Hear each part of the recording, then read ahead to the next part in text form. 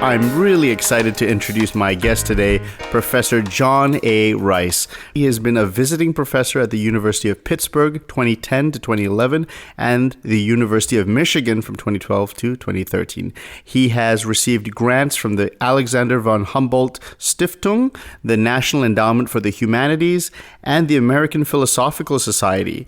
He has written many articles, reviews of books and musical editions, entries in musical encyclopedias and dictionaries, and 6 books, one of which, Antonio Salieri and Viennese Opera, received the Kinkeldy Award from the American Musicological Society. Other notable books include Music in the 18th Century and Mozart on Stage by Cambridge University Press. He has lectured widely in both the United States and Europe. He has served as president of the Mozart Society of America and of the Southwest chapter of the AMS and as a director at large of the AMS. He is an elected member of the Akademie für Mozart-Forschung in Salzburg. Professor Rice, it's really great to talk to you today.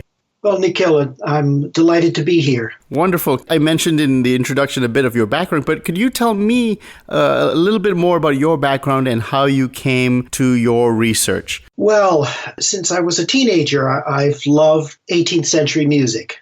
And I came from a family background of not professional musicians, but both my parents loved classical music. And so I basically developed my tastes from them.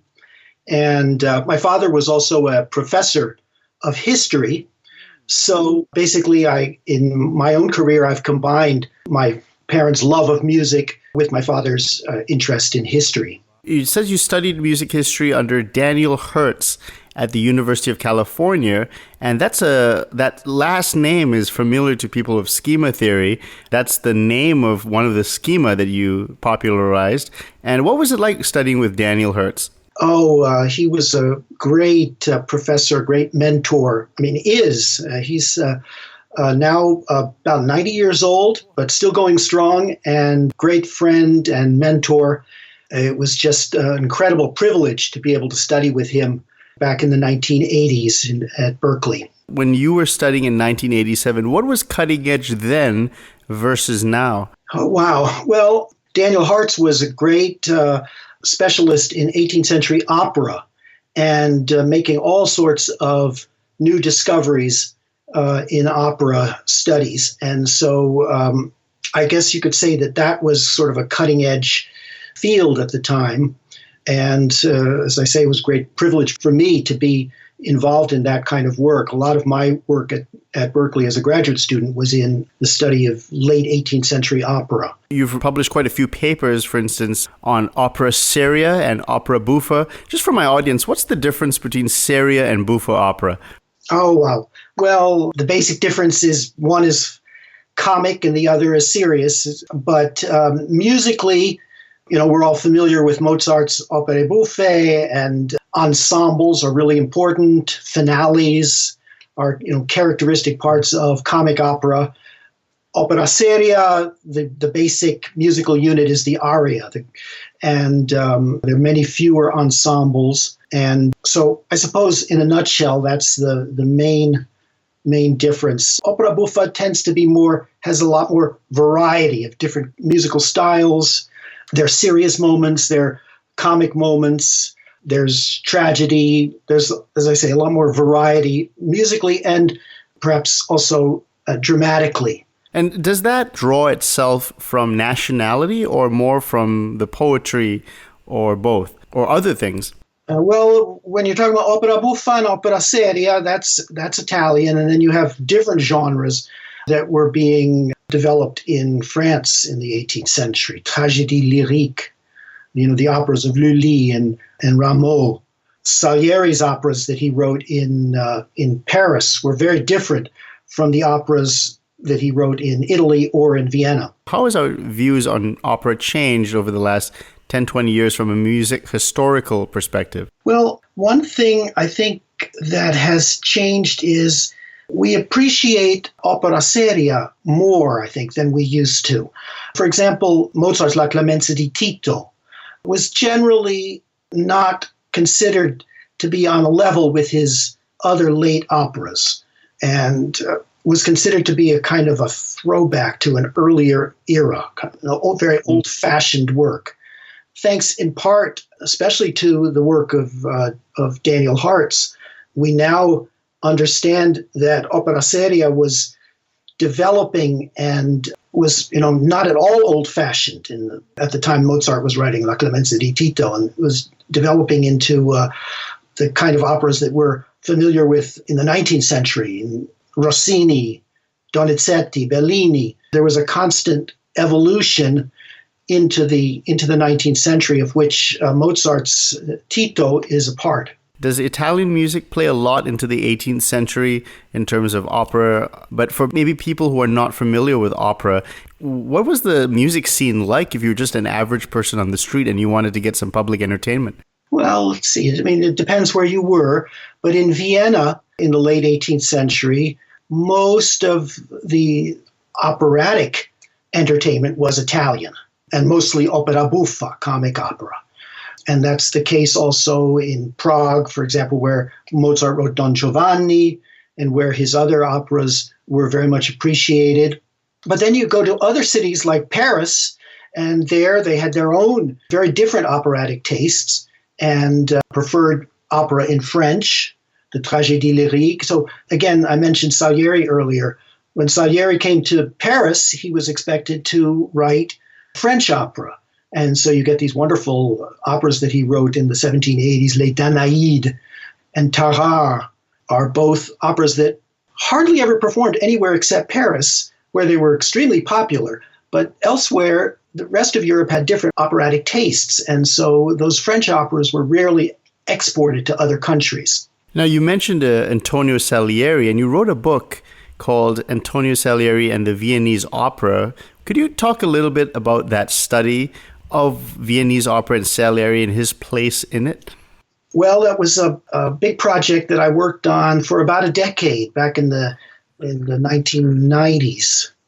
And well, it was a major project, and I spent a lot of time in Vienna in the Austrian National Library, which has a lot of Salieri's manuscript scores. His autograph scores are still there, and I spent hours and hours looking at those scores, studying them. Most of Salieri's music, he wrote about 40 operas, most of which have never been published.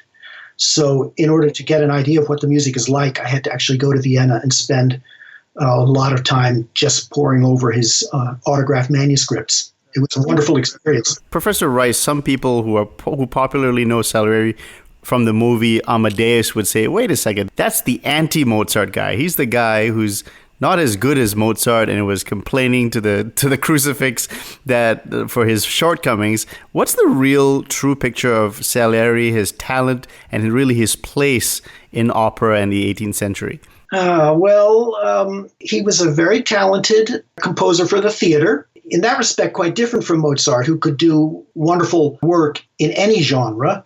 Salieri was one of these composers, like Rossini or Donizetti, who devoted himself almost exclusively to opera. And he was capable of writing incredibly beautiful music and very dramatic music. And I guess if you were just to listen to a couple of his operas, I would recommend where he, I think, really is at his best is in his French operas, where, like, for example, Les Danaïdes, there's a recording of Les Danaïdes with Christophe Rousset and his Les Talents Lyriques that is just really fantastic.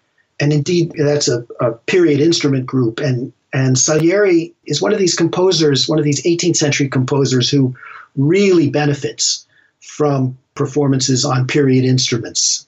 And so that would be, if you were just to listen to one opera of his, that would be the one I would recommend. And I think it would blow you away. What was the contemporary reception of Salieri? I know also he was also quite a successful teacher, and he was quite a big figure in musical life at the time. Yes, definitely. He taught Beethoven, Schubert in his later years. And as far as reception of his operas is concerned, again, the French operas were extremely popular for a long time. Les Danaïdes was performed in Paris up until the 1820s. And was very influential on Berlioz. When Berlioz, as a young man, came to Paris and was studying medicine, he went to the opera and went to Les Danaïdes. I think it was around 1820, something like that. And he was so impressed by this opera that's when he decided to become a composer. So that's a nice indication of how powerful the powerful effect that some of Salieri's music could have. The comic operas, the Italian operas, had less staying power. So, for example, most of them had basically fallen out of the repertory by the end of the 18th century. You released another book, Essays on Opera, in 1750 to 1800. And what was that book about? Yeah, that's actually a collection. I was just commissioned to make a collection of previously published articles in English about opera during that period. So, I went through a lot of journals and chose, it's about 20 articles, I guess, that I thought were the most significant, important articles on opera during that period. Wasn't opera really the dominant kind of popular entertainment at the time? I mean, nowadays it's concert halls and for more refined listeners, but wasn't it kind of really popular music back in the day? Well, I think it was even in the 18th century, you still had to have a significant amount of money to go into the theater. So it was maybe middle class and upper class entertainment, primarily. I think it's always been basically a kind of an upper class or middle to upper class entertainment. Moving forward, I actually learned about you, Professor Rice, from your really amazing YouTube channel called Setticentista. And what does that mean? Is that an Italian word for something? Setticentista. It means 18th century person, 18th century guy. Right, and I really encourage people to check that out. It has amazing compilations of musical selections that demonstrate a wide variety of things. But the one that I noticed that you put on were examples of musical schema and representative of musical schema theory. How did you get into musical schema theory as we start into this section of the interview? Yeah, well, that's all thanks to Robert Yurdigan, whom you know, of course, and his book that was published in 2007, I believe. And that was, I first saw the book soon after it came out, and it was just an incredible revelation for me. I'd been studying this kind, 18th century music for about 30 years already at that point, and yet that book caused me to start listening to the music and understanding the music in a completely new way. And so, it's an amazing book and incredibly influential, and certainly influenced me a great, great deal. How did you begin your research? Because you are someone who's uncovered completely new schema. And how did you start to find these schema? For instance, the Herz, the Lully, the Morte. How did you find these things?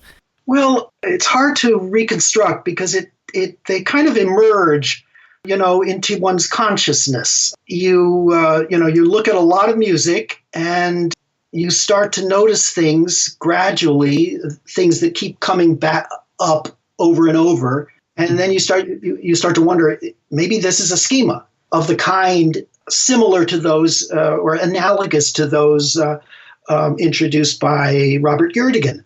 And so, that's basically what happened. Which is the first schema that you found? Well, the first one that I published was the one that I named after my professor, Heartz. And I did that actually copying Yurdigan, because Yurdigan has a schema called the Meyer. His professor. After his professor, Leonard Meyer. So right. I thought, I should name one after my professor, also because Heartz actually referred to this particular musical pattern a lot in his own works. But he never gave it a name, because that's the thing that Yurdigan's kind of big, what we'd call it, his kind of breakthrough was the idea of naming these various patterns. And Heartz often referred to the pattern that I call the Heartz, but each time he referred to it, it was almost as if he was referring to it for the first time because he didn't have a name for it. And so that's really, the only thing that the only new thing that I did was to name something that had already been isolated by my professor. Did you tell your professor that you named it after him? Yes. How did he react? I think he was. I hope he was pleased. And so, tell me about the Lully, or is it the Lully? Lully. That's a schema it's basically a bass line that where you have to be a little bit technical for just a second. Sure, be technical. A bass line scale degree 1 that's then sustained while creating a dissonance. Then the bass line resolves down one step to the leading tone and then comes back up again. So 1-7-1 with a suspension. And here again is something that actually Robert Yerdigan refers to this pattern in his book, but he doesn't actually name it. So these patterns they don't really exist in our minds. We can't really think about them until we have a name for them. And so that's the only thing I really did was name something that people had already been noticing before. Talk about the Morte as well. The Morte.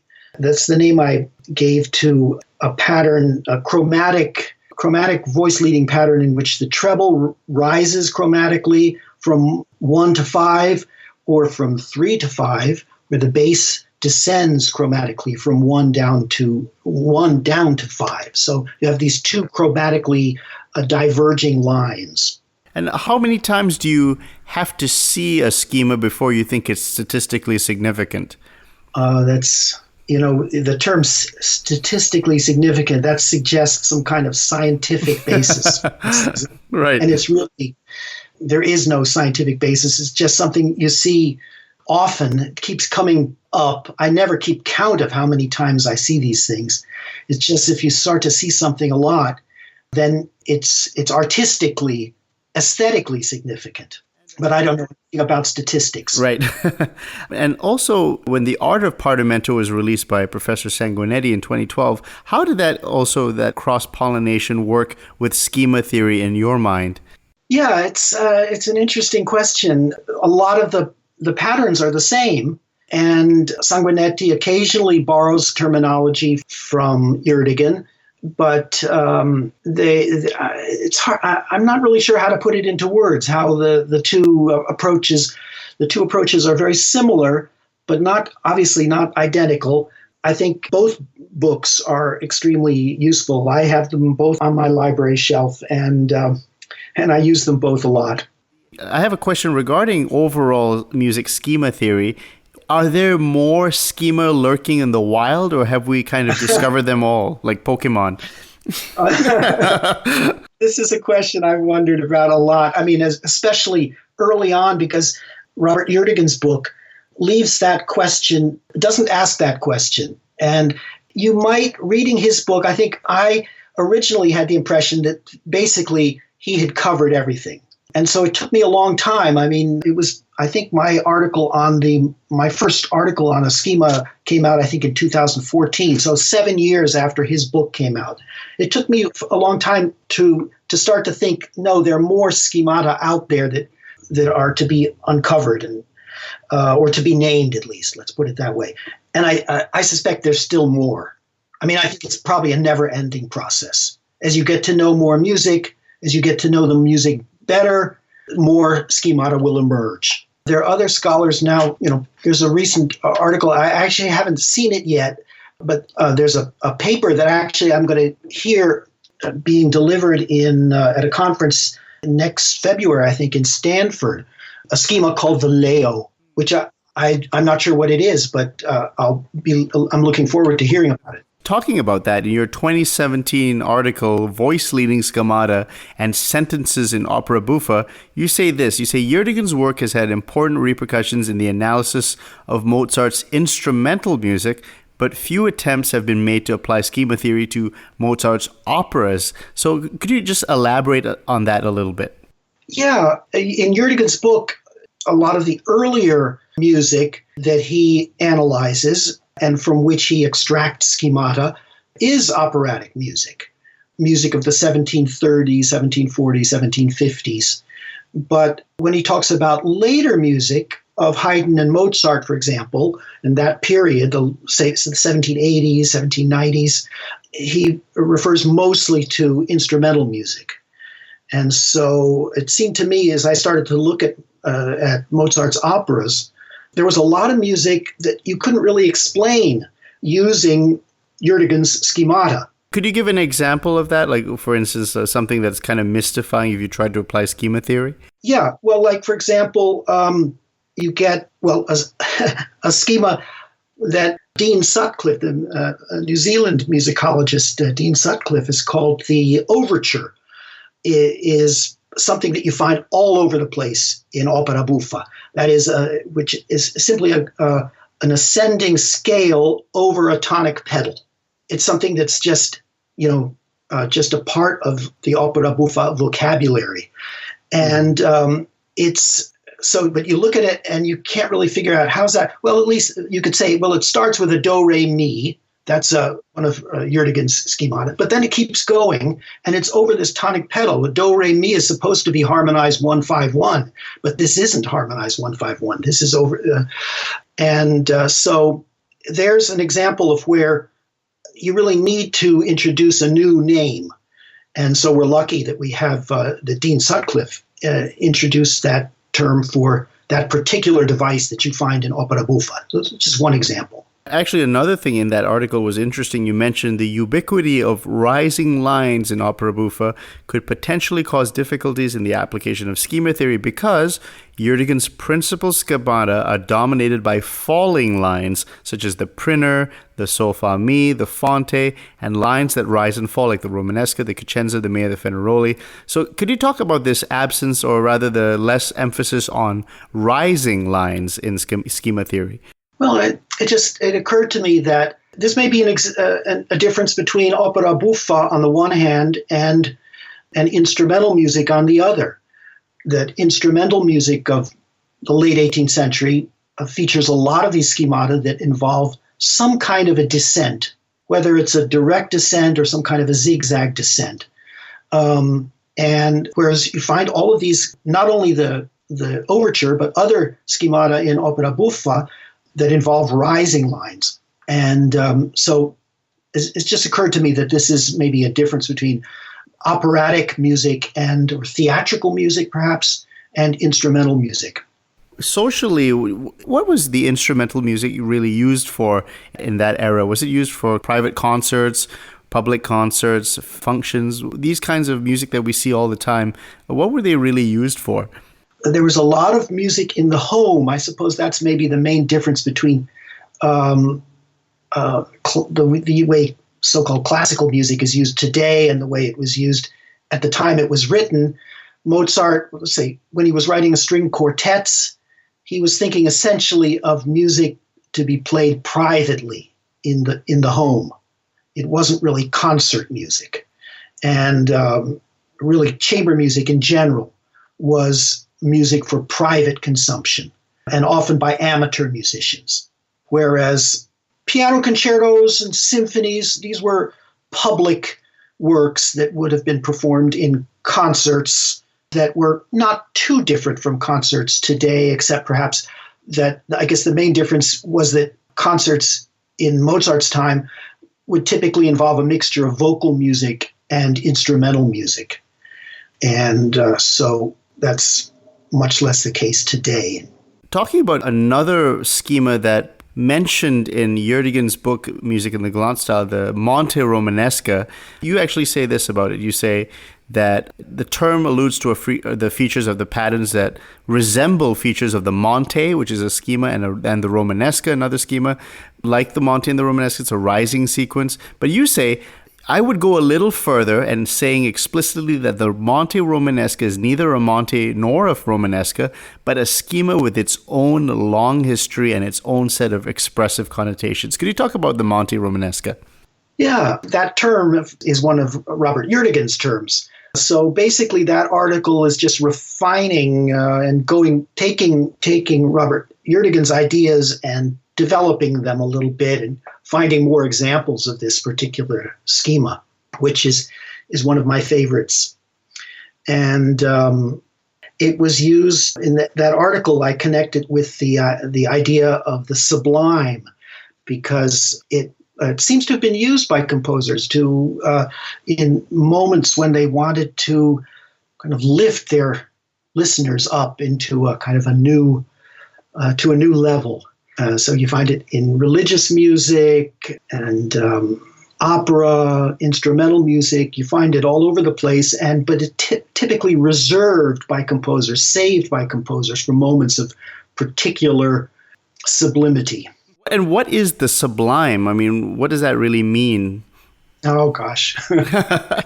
Well, it was I guess an aesthetic category that was of great interest in the 18th century. There's a famous treatise by Burke on the sublime, the beautiful and the sublime. And it was basically a kind of the equivalent of greatness. The sublime was great, was vast, was impressive, was, well, ineffable. It's hard to describe. Right. Does that have to do with something rising? Does the rising nature of the schema have something to do with the kind of mimicking that feeling? Yes, definitely, yes. You've used this voice leading schemata to analyze, in another article, the quartet from Mozart's Idomeneo. It's really nice because you can really using the schema, you break it down in a way that's quite easy to understand. And could you talk a little bit about the analysis, and that's really part of opera, and how did you find, how effective was schema theory in analyzing that quartet? Oh, I think it's very, very useful. The great quartet in Idomeneo is just really almost every measure can be understood as being a manifestation of one schema or another. And and the way Mozart uses them is he uses them extremely effectively. So he saves that the Monte Romanesca until almost the very end of the quartet, when the emotions are at their very peak. And so it's a very effective use of schemata of all different kinds. I'm going to flip it now and say, what are the limitations of schema theory? Oh, gosh. I haven't really thought about that.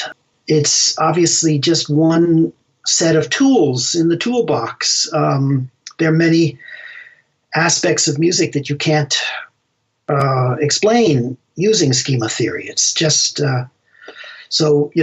it's schemata are one parameter of many parameters that composers exploit when they're writing music. Dynamics, instrumentation.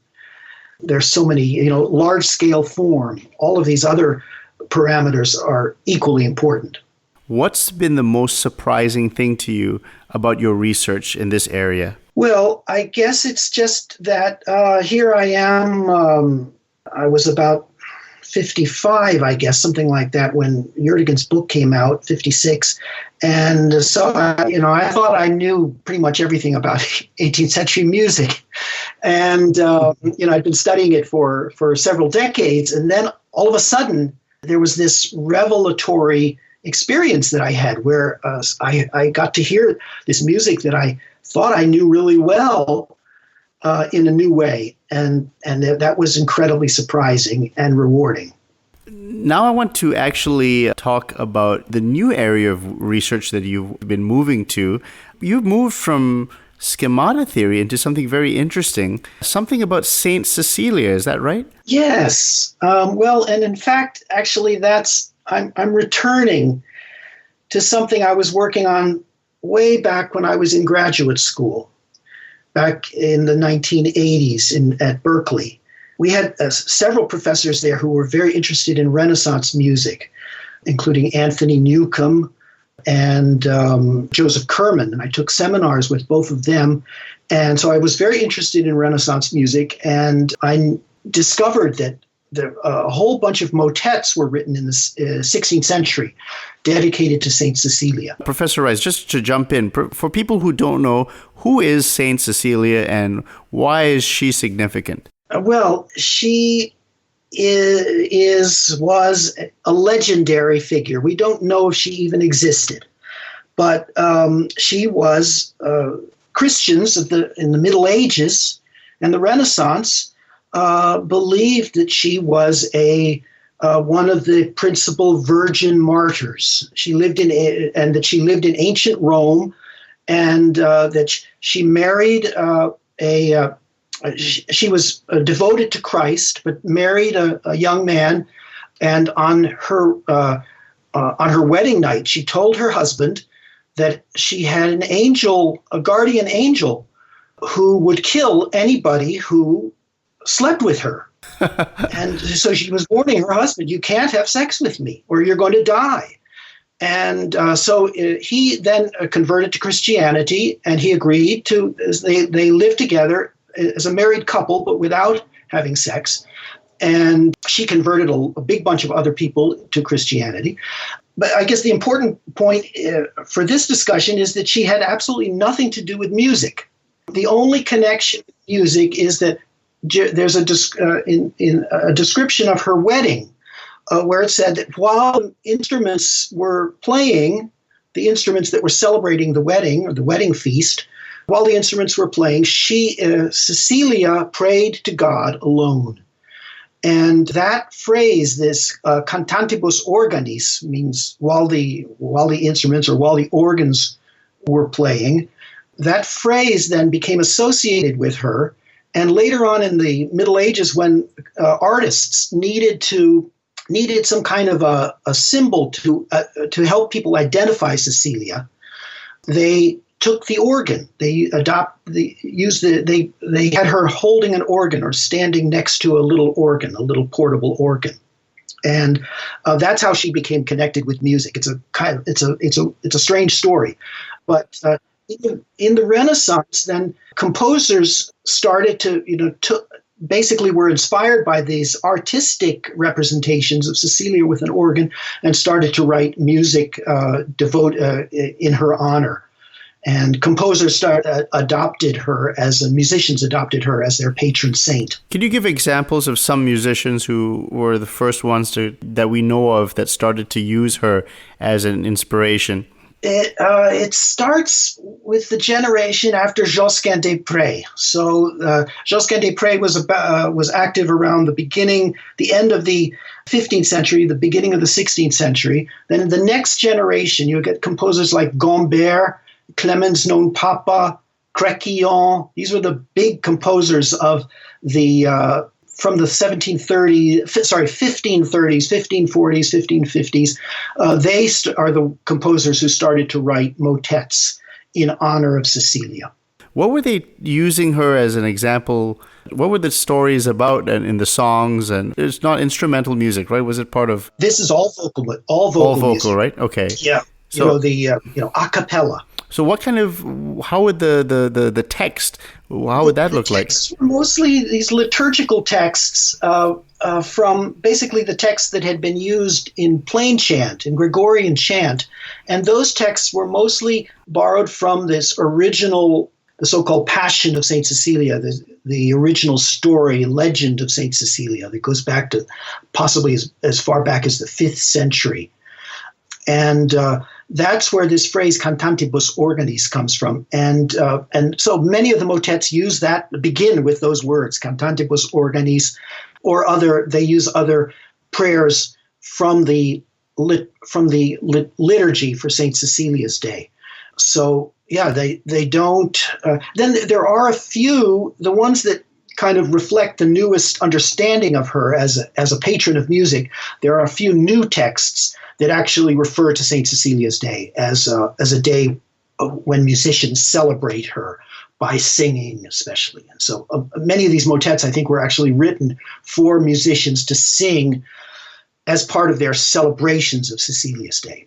Where was that phrase found again? The Passion of Saint Cecilia, Passio Sanctae Ceciliae. Now, why do you think she really resonated with the musicians? Well, it was, I think it was the ubiquity of these pictures that you find in medieval manuscripts of Cecilia with an organ. When did organs start to come into the world of music? Oh, they go way back to antiquity. Wow. To ancient Rome. Yeah. No kidding. Yeah. And in the Middle Ages, you see a lot of images of these portable organs that you could hold. You have it positioned on your thigh, and you'd have to pump the bellows with one hand and play the keyboard with the other hand, and that's a portative organ. And also positive organs, the ones that you put on a table, were I think quite common already in the late Middle Ages and Renaissance. How widespread was she once they started to take her on as an image and started to use her? Well, this whole association between Saint Cecilia and music seems to have started in the Netherlands, in what is now Belgium, the Low Countries, Belgium, what is now Belgium, the Netherlands, and so a lot of the earliest music written for Saint Cecilia was written by composers that were active in that part of Europe. Then later in the 16th century, the interest in Cecilia spread to other parts of Europe, including Italy. And so, actually, the book that I'm working on will end in 1599, because that's the year in which there was an archaeological exploration of Saint Cecilia's church in Rome, and a body was discovered that was believed to be Saint Cecilia's body, and there was a big reburial ceremony right at the end on Saint Cecilia's Day, 1599, that involved a lot of music, and it seemed to me that would be the perfect place to end my investigation of Saint Cecilia in the Renaissance. And to this day, is she still invoked in liturgy and church music? Sure.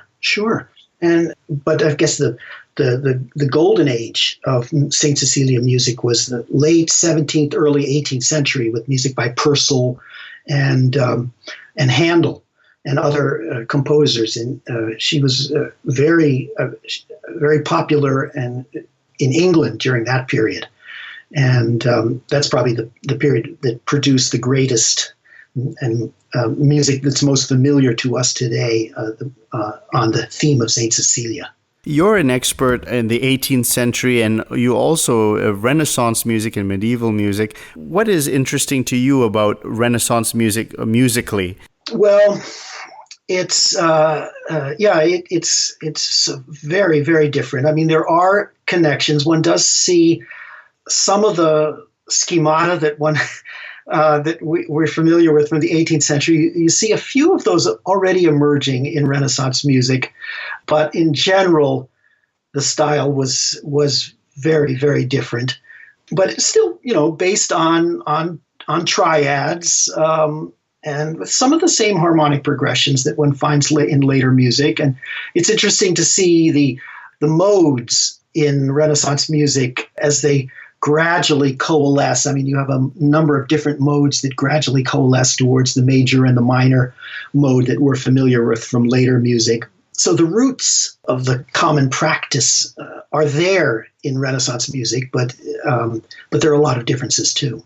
Back in Mozart's time, the Renaissance music wouldn't have seemed too ancient to them by any means. So were they well versed in Monteverdi and that kind of music in their day? Yeah, it's a very interesting question, because I've wondered about this a lot. How someone like Mozart's conception of, because it was only 100 years ago. Yeah, but I think basically I don't think he knew any of that music. Maybe possibly when he was in Italy, he might have heard. Well, he did hear. We know he heard that Miserere. That was still being performed in the Sistine Chapel, the Miserere by Allegri. That's a piece from the early 17th century, that was still regarded as a masterpiece in his time, but there were very few pieces like that. Really, music that was more than about 50 years old, I think, that Mozart would have heard. I often ask myself, did Mozart, how did he feel his own music would be? Would his own music have been? Would he have been confident, let's say, that his own music would have been listened to, say, 100 years or 200 years after it was composed? If he was thinking about the way earlier music was treated in his own time, he couldn't have been very confident, I think, that his own music would be understood in 200 or 300 years. Wasn't he kind of a harbinger of the new popular style and was not too interested in the older, strict style of music? I wouldn't say that, because when he did encounter the music of Bach, for example, he admired it. He thought it was great, and he had great respect for Bach and Bach's music, J.S. Bach.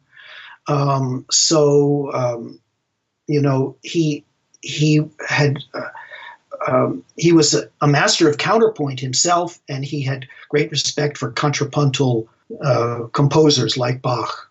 Whether he would have admired the music of Palestrina, I just don't know, or Josquin des Prés, I don't know. And I suspect he would have thought they were kind of dull, but I don't know.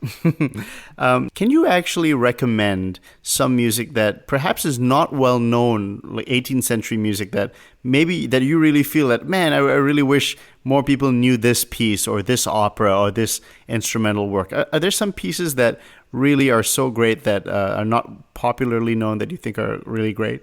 Because I'd love to know them. Yeah, well, I've already mentioned Salieri's Les Danaïdes, of which there's a very nice recording by Rousset and Les Talents Lyriques.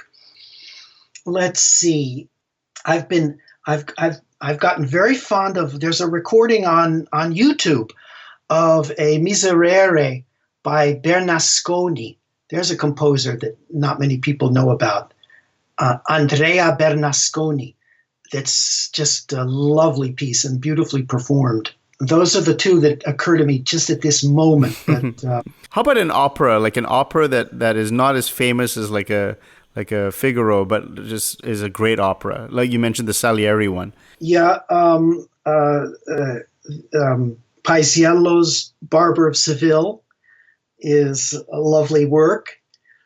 Il Barbiere di Siviglia, on the libretto, almost the same as the one that Rossini set to music later, and both is a beautiful work and really interesting and important from a historical point of view, because Mozart had it in his head when he was writing his own Figaro, which is basically a sequel to Paisiello's opera. Professor Reis, it's been such a pleasure to talk to you. I want to ask, what do you have planned for the rest of the year and for 2020? What research, what books, articles, conferences? Just let my audience know. Well, in a couple of weeks, I'm going to a conference in Spain, in Andalusia, Baeza, a conference on the Galant style in the Iberian Peninsula and in Latin America. And so I'm looking forward to that.